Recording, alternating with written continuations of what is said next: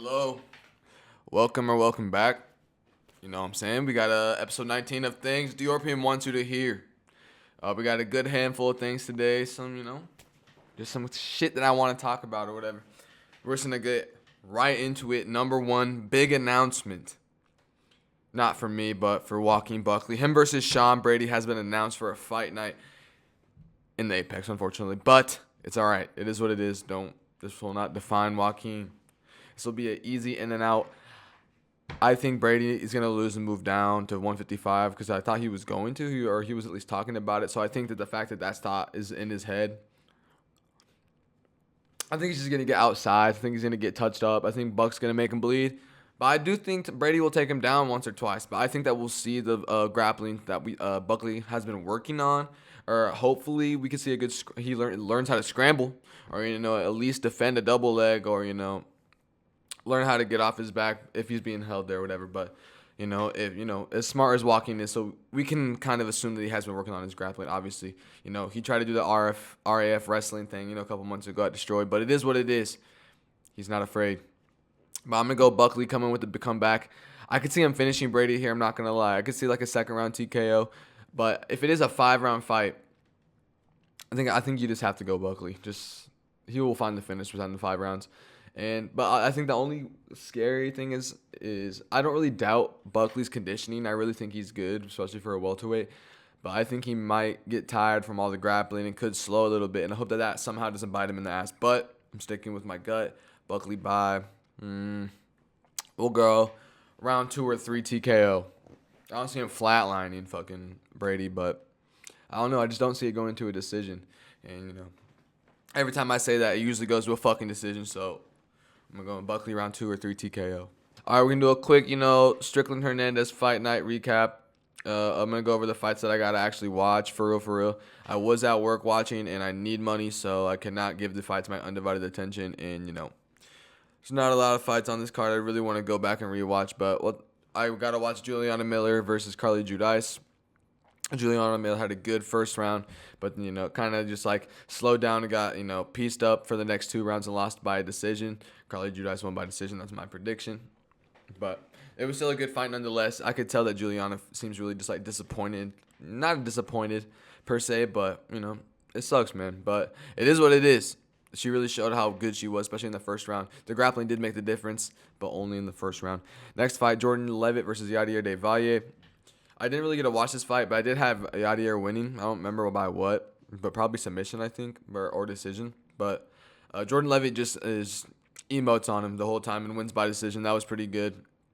Jean Paul Lebos-Noyani versus Philip Roy. Didn't really get to watch this fight, but I heard it was a banger, and Philip Roy didn't even bleed or anything, but Jean Paul was damaged up, but he still got the decision. Did not watch Punahele versus Brahim Maj. Jocelyn Edwards slammed Nora on her head and subbed her. That was pretty good. Kind of got to see that. Not really. Saw the replay of it. Did not get to watch Alden Correa versus Louis Garul. I did not watch Alibi Adirius versus Odi Osborne, but I'm glad that, I got my prediction right. Idris by decision. Carlos Al versus Chidi. I did not get to watch this fight, bro. I literally remember looking back at the TV because I had a split moment to actually look and not being at my tables, and I see that it's in the 3rd round. I'm like, what the fuck? But then everyone was talking about how this was it should have been fight of the night. The fact that they didn't give him that was kind of a scam.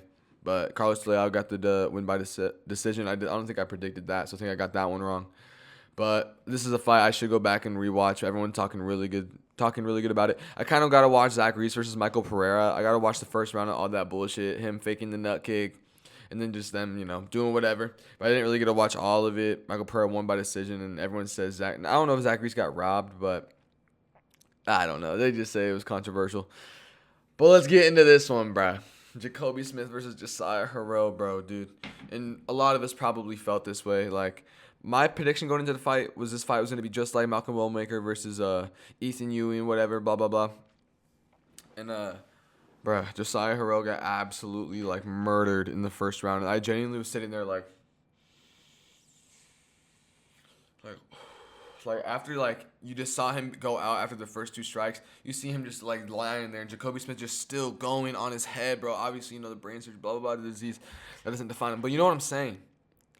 Like I literally thought I watched a murder live on Paramount Plus, and like in the restaurant, bro. Like I'm literally sitting there, like standing in the middle of the restaurant watching this shit, like, or I'm like at the bar or whatever, just like looking at it. No, I'm literally at a table watching this fight because I like was like, guys, I need to really go watch this fight. They're like, whatever. So I'm sitting there like this, and then I stand up and I'm just like, and I have to walk away. I have to walk away because that was just so like, yes, I don't underrate Jacoby Smith at all. Like we all know Jacoby Smith. You know what I'm saying? Like how crazy he is, but I thought he was gonna be closer than that. I thought he was at least gonna go the distance because. Not even because, bro. I literally just had like I thought the universe was about to repay Josiah Harrell, not literally sacrifice him to Jacoby Smith, but I was wrong, and you never know the universe's true intentions. So stop trying to predict it, bro. I'm not gonna stop, but it is what it is. That was fucking crazy, bro. I didn't get to watch Sergey Spivak versus Ante Delija. Really, we got busy. I didn't really get to watch Dan Ige versus Melchizedek Costa, but I did see the spinning back kick to the face, and Dan Ige just like basically crying immediately as he got hit with it. He looked like that shit fucking hurt. I can only imagine just what he felt for real. Like, fuck, dude. But yeah, he's officially out of the top 15. Melchizedek in there. I'm pretty sure he is now ranked number 13, if I'm not mistaken. But yeah, Euros Medic versus Jeff Neal. Got this right. I had Euros Medic by KO. Bro, Jeff Neal has a no chin now after the Carlos Prates fight. Literally, it was like a, I don't know if Euros Medic was in Southpaw or Orthodox, but you either threw kind of like a tight like lead overhook or like a tight like left hook and from Southpaw. I don't know what it was, but it literally just like kind of over the top, perfectly slammed out Jeff Neal. He went stiff into the back, crazy.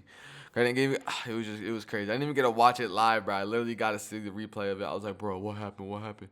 Because it literally about to start. I'm just going to check on my table real quick. I come back, and that shit was over, bro. So, that shit was crazy. But then Sean Strickland versus Anthony Hernandez. Yeah, this was crazy. I had Strickland by decision. I was talking about in my last video that I posted before the fight night, or I think it was the day of the fight, or whatever. I don't know. But the Paramount promo literally brainwashes me, bro. Because it's just like, I just see how good the quality of the promo is, and it just like sells me on Anthony Hernandez, where I was like, the same thing with like Josiah Harrell, where I'm like, the universe is about to set him up for greatness, like blah blah blah. But then he gets TKO'd in Houston, Texas, live on Paramount Plus. That was crazy. I didn't even get to see that for real. I mean, no, that's cap. I did.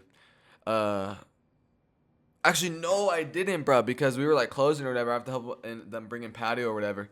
And then like as soon as we bring in patio, I like go look at the TV. I just see Sean Strickland just like in his corner like this, basically like not celebrating the win, but he won. You could tell that he won. And I see Anthony just like head down, just like sad, just like fuck.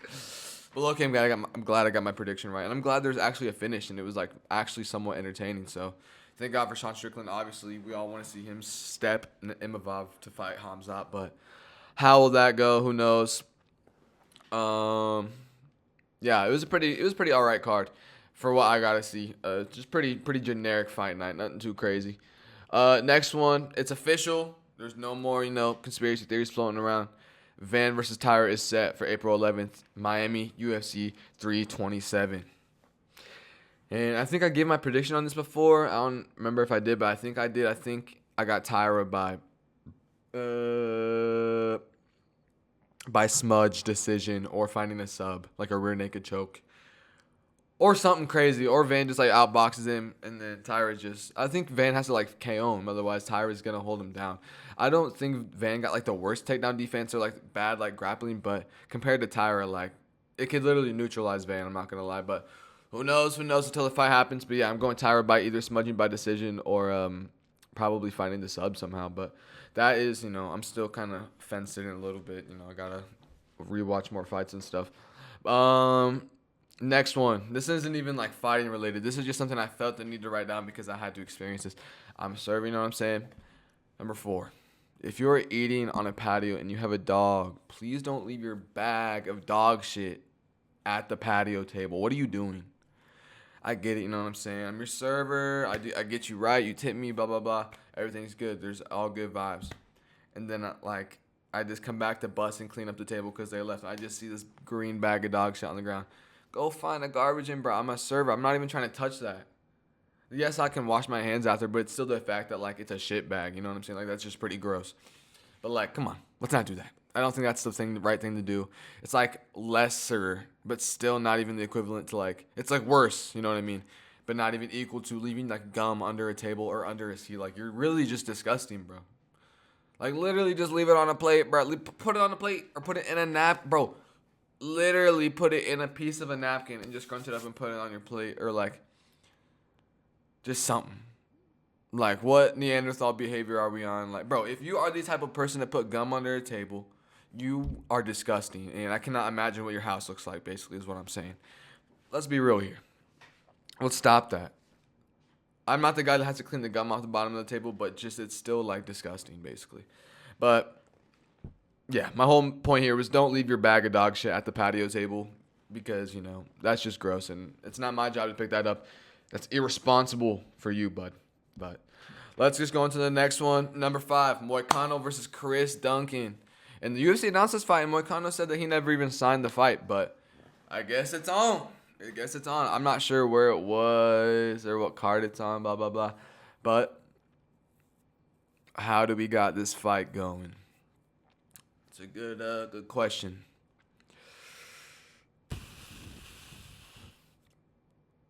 Do we see Chris Duncan TKOing Moicano in the first round?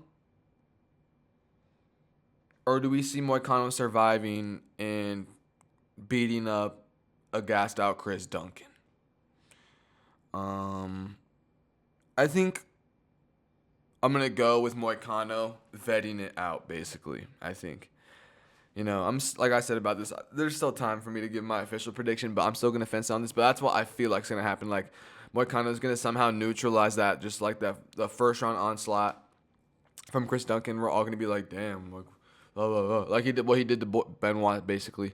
But maybe not exactly that. Like he's not gonna do that to Chris Duncan. But I could see him like just grabbing a hold of him when Chris Duncan tries to come in close and just like, you know, maybe spinning to the ground like he did with BSD, but maybe just something along the lines of that. And then maybe he, like I said, he neutralizes them for the first, and that's kind of the fight. Or unless he just goes off with TKO or like TKOs him from the ground and pound. Like Moicano does have nasty ground and pound. We saw that in the BSD fight, but you know, it is what it is. He lost to Benoit, or not Benoit, Benil Dariush. You know, I'm pretty sure if I'm not mistaken, that was his last fight. But this fight's still going to be good nonetheless. I'm very excited for that one. Chris Duncan could just knock him out, but I think Moicano is just too good, too experienced, and has too decent of defense to let some shit like that slide. But yeah, that's my prediction. Number 6. This is kind of just talking about the channel on this one, bro. I got a new outro, and y'all see it at the end of this video. It's pretty chill. You know what I'm saying? But like, I guess what I'm trying to say by saying that is like I want to put more production into this, bro. Like I want into my little show, or whatever I got. Things DIORPIUM wants you to hear, or just into my content all around. Like obviously I'm using my MacBook camera right now. Like I want to get a better camera eventually, but you know I got more important things to focus on. And the camera, this camera does it. Camera's a camera, you know what I'm saying? I already got a decent mic. The quality of the audio is there basically, but you know it could be better. And I do want to eventually get an intro too, but I don't know how I want to go about it. Like you click on it and then it's the intro and then the video starts, or like, you know, put like a highlight of the video in the like front or a couple clips and then, you know, roll into the intro and then the video starts. Like I don't really know, so I'm really kind of deciding on that. But and another thing too is I got like an outro beat type deal, but I don't know if I want to use like multiple ones or just the same one, because I have a bunch of these Dust My beats that are actually tough and got the same, like, you know, style slash flavor slash, you know, sound to it, frequencies or whatever. But you know, we'll go as we go here. You know, we'll work with what we got. But yeah, so be on the lookout for just it looking more like a, you know, some sort of a show. You know what I mean? But that'll come with time. But yeah, that's all I wanted to say about that. Number 7, Blades, Curtis Razor Blades versus Josh Hokett, bro. I did not expect this at all. I was talking back in the previous video. I thought Josh Hokett was gonna get like Gable at the White House for UFC debut. Like I thought they were just gonna rush Gable in the UFC, or Josh Hokett versus Derek Lewis at the White House. Like for some reason I thought that this was just like it, but no, they announced it for, I don't know. Let me look it up actually. Josh Hokett versus Curtis Blades. It's at UFC 327, so it's in Miami, bro. It's crazy, bro. Oh my god. I was gonna go to Miami this year again, but it's cutting it close, bro. I gotta move. I need to move, so I gotta work extra days. I gotta save money for the move. You know, taxes come back. I'm about to get a new whip. Like, it's not in the cards right now. But this April card is looking crazy. Like they're aiming to get like a light heavyweight title fight as the main event, which either is gonna be Yuri Carlos or Alex versus someone else. But we'll see how it plays out and how the UFC goes down, because you always think it's gonna be something, and then it's always like something else, and it always ends out being like, you know, great. But I'm not like, you know, we just gotta let it play out to see, you know, whatever. But you already got Tyra versus Van as the co-main. You got a bunch of crazy fights. I'm telling you, they always stack the Miami card, so that's why I always like going to Miami for watching UFC. But since I can't do it right now in this time of the year, I might wait until November to go to MSG. But we'll see with lines. With whatever. But what's the next one? Sorry, let me finish this. Blades versus Hoki, bro. I'm talking about all this extra shit. How do I see that fight going? Blades fraud checks Hoki. And, you know, I don't like saying fraud check like that, because fraud check is an overused statement. But what I say when I mean that is he's just going to beat the brakes off Hoki, bro.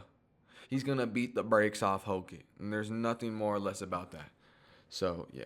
All right, we're locked back in. Sorry. Ellie had to FaceTime me because she lost her phone at school.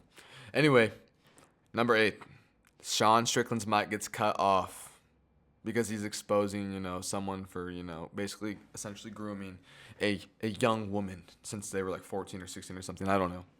I'm not even going to talk about all that crazy shit. But Paramount didn't like that. And what does this mean? What does this mean now that, you know, when we were with ESPN, the fighters could say what they wanted. You know, obviously there's like mutual things that you don't really hit. And sometimes people do hit those, like Kobe talking about Leon's dead dad and like a lot of crazy shit, you know what I'm saying? Like Connor talking all that bullshit, blah, blah, blah. But now they're cutting off mics when something maybe isn't politically aligned with what they like as Paramount. Like, what?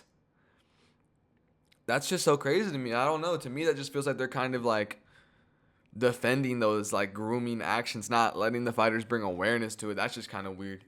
But who knows? I don't think, maybe that's not just the case itself. Maybe it's just Sean Strickland's going too hard, just talking shit about everything. Like he was talking shit about Bad Bunny, like, and you know, who really gives a fuck? I mean, I don't necessarily agree with him, you know what I'm saying? But it's just like, it's literally all for the clip, bro. It's all to keep the relevancy. But he's also just being edgy. Like everyone's too sweet, bro. Like it's just making, you know, it's making times bad basically, because we're all just like, okay, everyone's just submissive. But it is what it is. Yeah, fuck Paramount for doing all that. I don't know. That's pretty crazy. Maybe not necessarily fuck Paramount, but to me, that just, like I said, it's kind of like you're defending, you know, those, you know, kind of pedophilic actions. But and another thing about this I thought was funny is RG3, Robert Griffin III, bro. Dude got his knee totally destroyed while he played for the Redskins. You know, whatever. Said Sean Strickland will get killed in an NFL field. Brother, this is not the boxing versus like MMA, like slash like whatever, like who wins the fight? Bro, shut the fuck up. No football player should ever be talking about, well, he get killed on the NFL field. You really typed that impressive post like that shit was tough, bro. Like that shit was tough.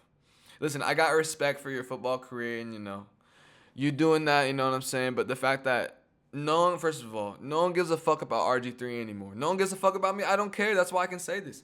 No one gives a fuck about RG3 anymore. I don't even know if he still has like a commentating job for whoever the fuck. You know, fucking Tubi. Fucking who knows what he's commentating for. Fucking brand risk. Who the fuck knows?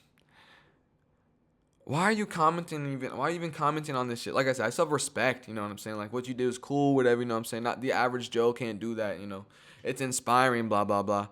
But like what actually like builds you up to be like, yo, Sean Strickland will get murdered on the NFL field. You're gonna truck him? You're just gonna run that fast at him and truck him? Okay, cool, you truck him, he gets hit by that, blah, blah, blah, goes to the ground, you get up, now what? Now what? You're gonna run away, then run back at him to truck him again? He's gonna dodge you. You're gonna go flying, you're gonna fall on the ground. He's gonna choke you out and kill you. And RG3 isn't even like a cornerback or like a D lineman or like even an O lineman that could just like fucking handle you. He's literally a quarterback that is like flimsy and doesn't drink milk. Hence why his bones fucking broke. You know what I'm saying? He got some weak bones. Sean Strickland got some dense ass bones, bro. I know y'all remember the study of him fucking having just like way above average like bone density. Bro, why are we going bone mass for bone mass? RG3, shut up. Shut up. But anyway, my final thoughts on this. It's bad that we're being silenced, especially here in America. You know what I'm saying? Slowly, they're just peeling away, one at a time, one at a time. You know, the UFC Paramount, they are private companies. It's not like they have to like truly respect like the freedom of speech or whatever, because they do make the rules since it is private company. But it's still just like, come on. Like Dana White has said so much about letting the fighters say whatever they want, blah blah blah. Just for this mic to get cut off. The Paramount deal is starting off pretty rough. Nobody really expected this. Everyone thought shit was going to be nice. Shit was going to be sweet. All this money is getting pumped into the UFC. We're getting better promotion. Listen, we are. The quality of everything is better. Fighters are getting paid more. And, they started out back-to-back numbered events. But now we have all these, like, fight nights that are pretty shit. I'm sorry. Houston was all right. You know what I'm saying? What's the next one coming up? Pretty sure it's just like a... Oh, it's in Mexico. Shit. I'm sorry. The Mexico card is shit. It's a bunch of literal nobodies. I get you to sell a Mexican fight, Mexican crowd, blah, blah, blah. But, like, I don't know. Call me a casual, bro. It is what it is. When the co-main event is Cheeto Vera, bro, like, just get out of here. Just get out of here, bro. But, what? I don't even know what's after that. Just, bro, let's literally go here. Let's go here so we can rant about these fucking upcoming cards until the next numbered event. I actually think Charles Oliveira versus Max Holloway might be after that, actually. Yeah, Moreno Kavanaugh. Shit card, bro. Marlon Vera co-main. Dude, I only fuck with Daniel Zellhuber, Edgar Shires. I don't even fuck with Marlon Vera. I fuck with David Martinez. Obviously fuck with Brandon Moreno, Loner Kavanaugh. Like, main event's good. Randoms. We got Eileen Perez. Thank God. Nobody's. Literally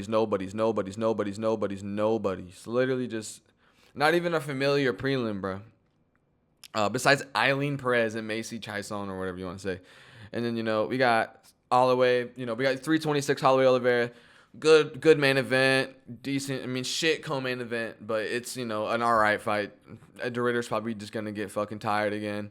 Rob Russes Jr. versus Rob Font is a fucking feature fight that they've been trying to make happen for like at least like 2 or 3 fucking reschedules now.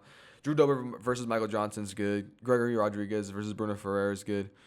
Garbrandt versus Zhao Long, probably going to be good. Randoms. Ricky Tercios versus random. Cody Durden, always a good fight, whether he wins or loses. Drew Sang Yu, finally, someone decent. They're starting for Rodolfo Bolado. But what's after that, man? Let's just really keep on going here. Emmett Vallejos. That's a good main event for an Apex card. It's in the Meta Apex. Okay, then we got Amanda Lemos versus Gillian Robertson. It got rescheduled. Actually hyped for that.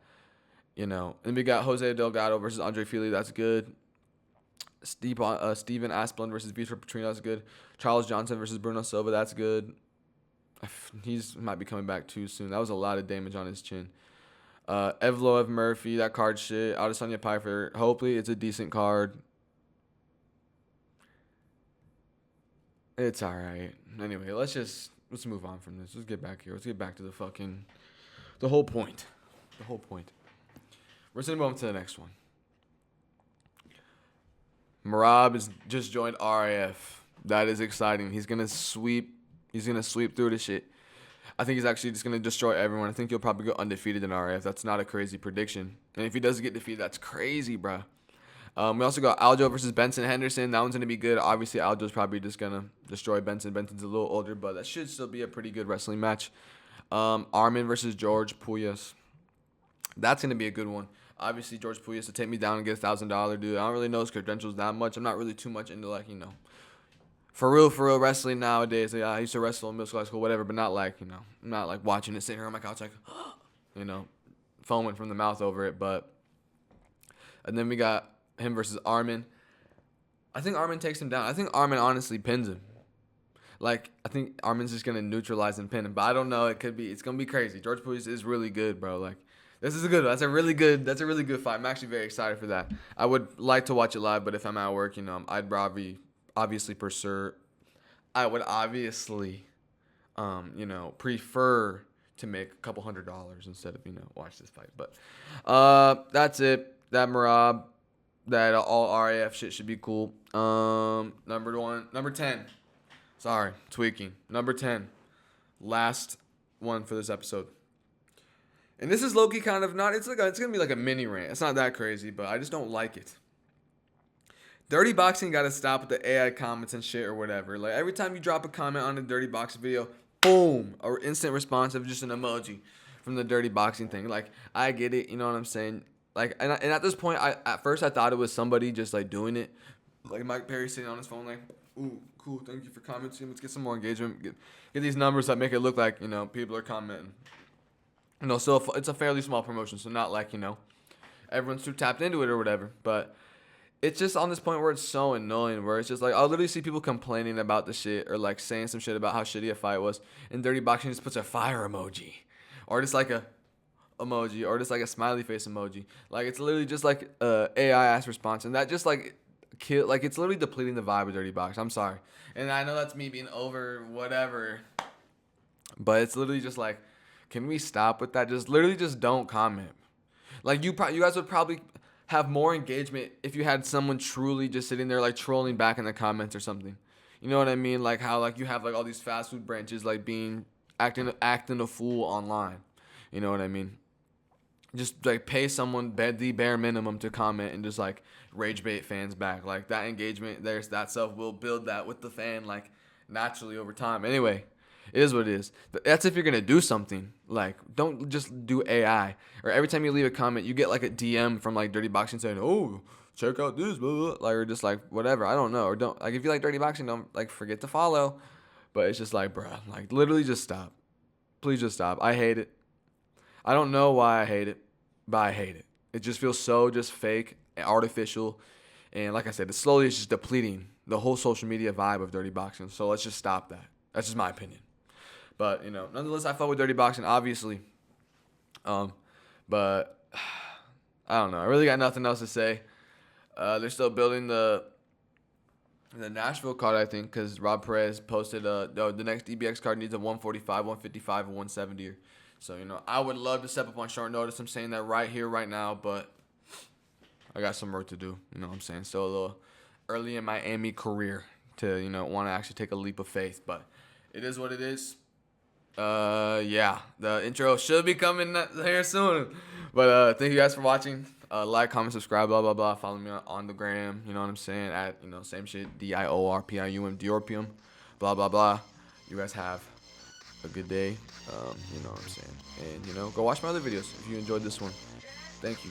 I hope you guys enjoyed. Take care.